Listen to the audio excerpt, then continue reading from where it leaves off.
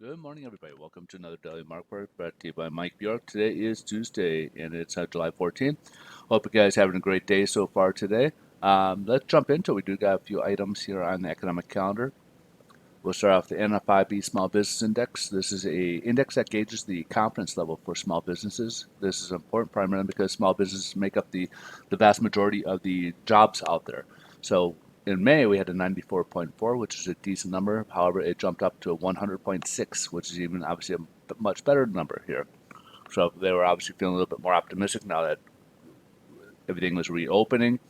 Obviously, we'll have to kind of wait and see how this projects as, we're seeing changes again here in July. But to move on, we also got inflationary data here with the consumer price index for consumers. We had in May a drop of 0.1%. Forecast calling for a 0.5% increase, and it increased by 0.6%. And it's year over year went from 0.1% all the way up to 0.6%. So it's still relatively low. We were seeing some deflationary numbers there being at 1.1% and possibly going in the negative there, which would be deflationary. So we kind of needed that after about 3 months of severe drops in the inflation data here. So we're kind of due. We'll obviously keep our eyes on it, make sure it doesn't go, get out hand, but it's something we'll definitely keep our eyes on. Now, when you strip out the food and energy, which are two variables that we cannot control, we get what they call the core CPI, and this is what the Fed will look at a little bit more heavily. So in May, like its counterpart, it did drop 0.1% as well. Forecast is accounting for a 0.2% increase, and it did rise 0.2%. Now, it's year over year, it did increase up to 1.2%. So we're at 1.2%.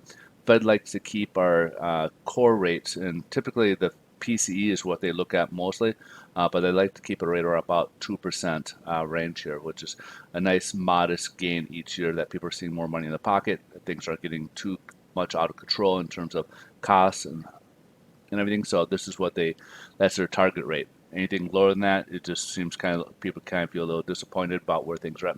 It's the mentality of trying to keep the economy going. Let's jump ahead here, see what the headline news say. Stocks a little mixed today. Nasdaq's the only one that's in negative territory. Actually, we had a kind of a market shift yesterday, and part was yesterday was partly due to the lockdowns. There was an announcement yesterday that California is going to start shut some stuff down again due to the recent spike, and other economies I think are going to pretty much do the same thing. But yeah, the California kind of went ahead and shut down some things. So it looks like we're kind of going backwards a little bit, taking a few steps backwards. Hopefully, we'll get these resolved quickly and get back into some type of norm sooner than later. But again, that's kind of changed it. Nasdaq is only in negative territory, but some people also kind of believe that that's been on such a tear lately that maybe it was due to a correction anyway. So some people are kind of discounting it as a correction possibility as well. Now we have Q2 earnings reports coming out starting yesterday. So that was another thing that came out. Banks, of course, severely hit hard yesterday. We saw a lot of disappointing numbers with the banking industry, and we'll see more to come for the second quarter. More tensions are growing with China. U.S. approved a deal of missile parts being shipped to Taiwan, and China basically said that they would go ahead and put sanctions against Lockheed Martin, and there's the tit for tat going back and forth quite a bit, but that's one of the latest items going on between the two countries, and that are kind of growing at the moment. So let's go ahead and take a look here at the bond market, see what mortgage rates are doing. Mortgage rates are taking off.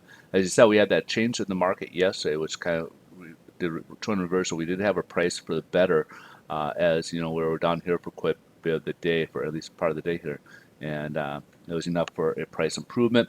And then, of course, that rally is kind of continuing today. We're up about 27 basis points, so we're kind of making up the loss that we had on Friday.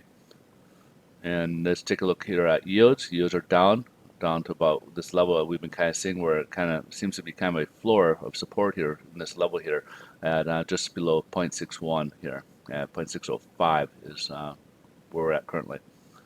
All right, so that's pretty much the wrap for the day. Rates are better today, which obviously is good news for us, those who are looking to refinance or purchase.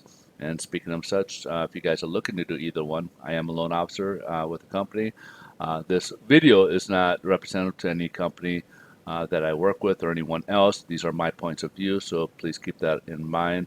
Uh, Again, these aren't representative to them or anything else. But I'd love to be able to talk to you, how we can see how we can help you out there. So I'll put my email in the description below, and let's talk. You guys have a great rest of your day. Thanks so much for watching, and we will see you in tomorrow's video. Bye-bye.